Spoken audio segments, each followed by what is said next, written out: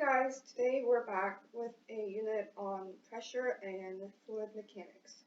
Let's start off by talking about solids and some pressure. So solids are rigid and have a fixed shape as well as a fixed volume. And we can't really squash the solid or greatly alter its shape or volume. Compare this to fluids, which are liquids and gases. They're not rigid, they don't have a fixed shape. Liquids do have a fixed volume, but gases do not have a fixed volume. So the most compressible out of the three would be gas, followed by liquid, and then solid. So solids keep their shape regardless of which container they're contained in. Fluids and gases tend to fill up the container that they're in, and they exert pressure that's perpendicular to the container.